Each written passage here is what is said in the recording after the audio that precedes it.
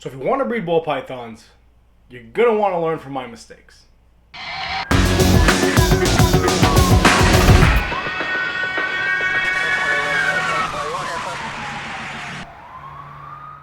What's going on, guys? I'm Baker. Welcome back to Blue Line Morphs. You're the channel. Give me a thumbs up, notification bell. Please subscribe to the channel. We're new. We're moving along. Follow me on Instagram, blue_line_morphs, and on Facebook, Blue Line Morphs. All the links will be down in the post notes section. Definitely go check that out. Follow me there. DM me on there. I'm always going to answer you back. All right. So let's get right into this. First and foremost, today's Monday. I should have posted the picture of the giveaway snake and what you need to do in order to enter the giveaway and so forth and so on. So if you haven't, go check out Instagram, blue_line_morphs. Definitely check that out. Check that giveaway out. I'll show him to you right now. What the hell? He ate last night. He's a little feisty. Maybe I won't show you. Hold on. Stand by.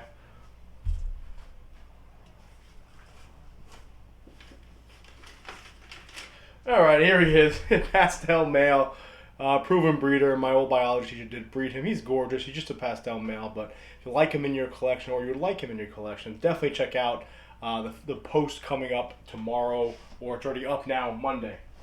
That being said, today's video is going to be about my two clutches, the mistakes that I made, and what I'm going to do to correct them. So I just wanted to make this video, just a lot of people have been reaching out.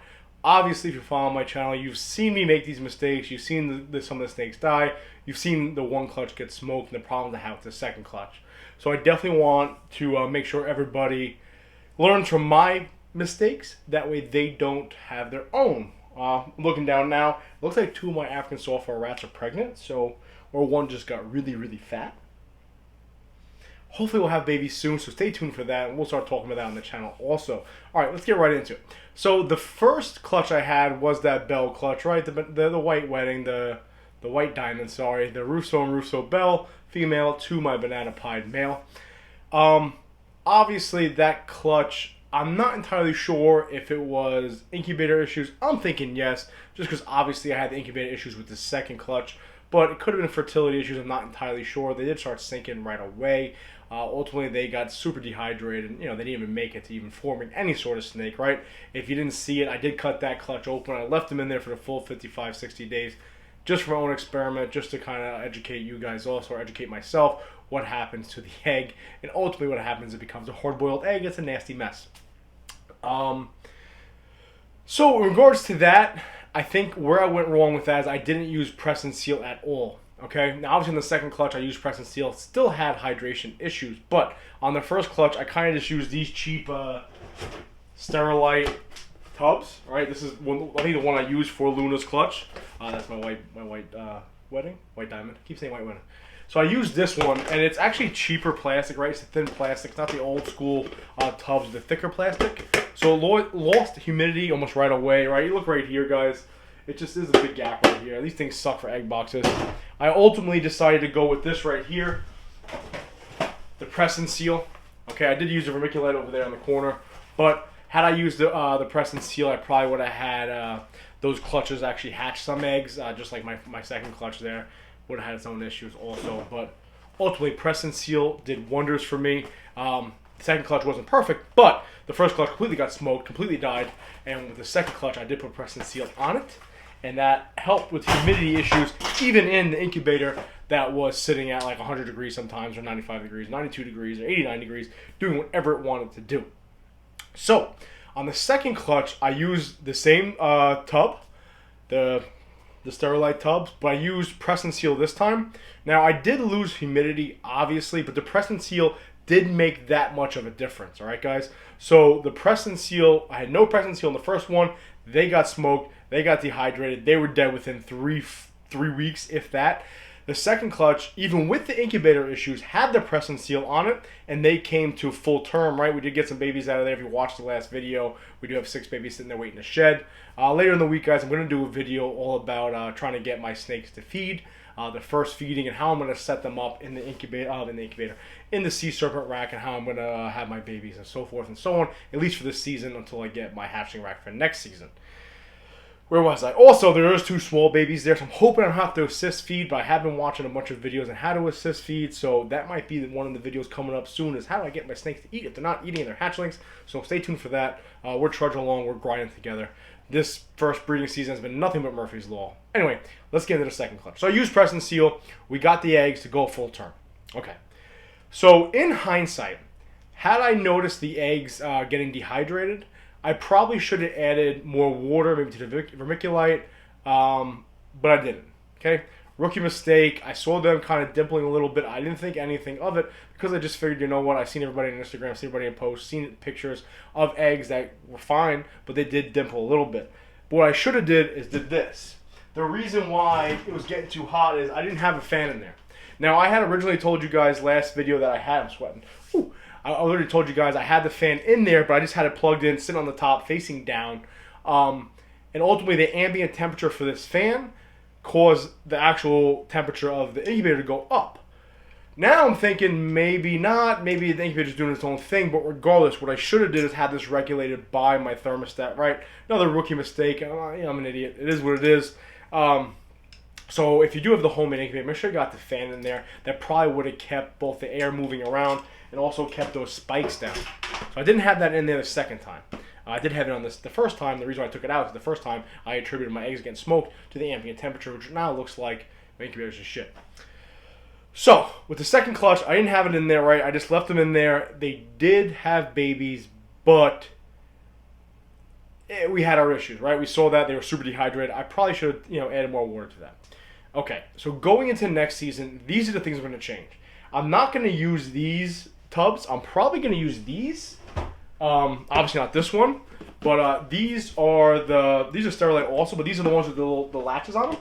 They seem like a much thicker plastic, and also even here, even though it opens up on the side, no big deal, because I feel like with the press and seal, with the thicker plastic, opposed to this thinner plastic. I mean, you can't see in the video, guys. This is super flimsy.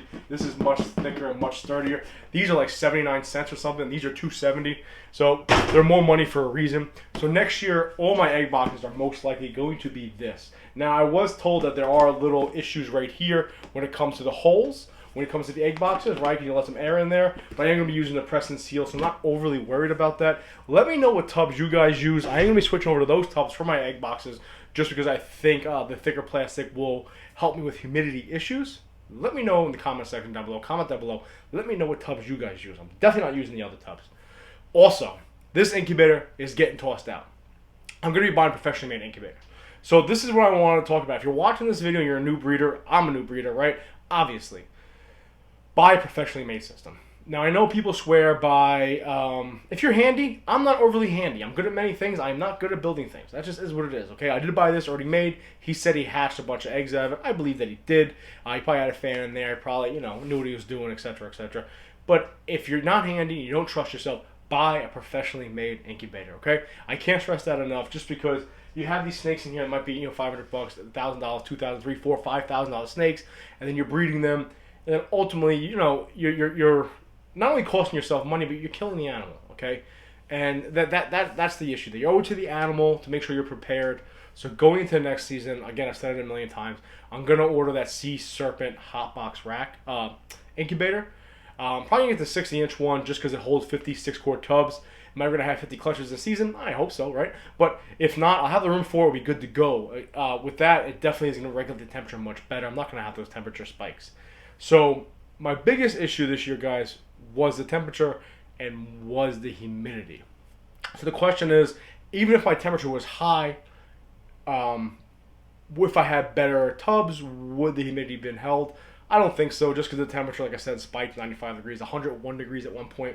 Also, going into next season, I forget exactly what they're called, but you guys know what I'm talking about. The little gadgets that go inside the egg boxes and they regulate, they don't regulate, but they tell you the humidity, they tell you the temperature going on in there, and it actually sends,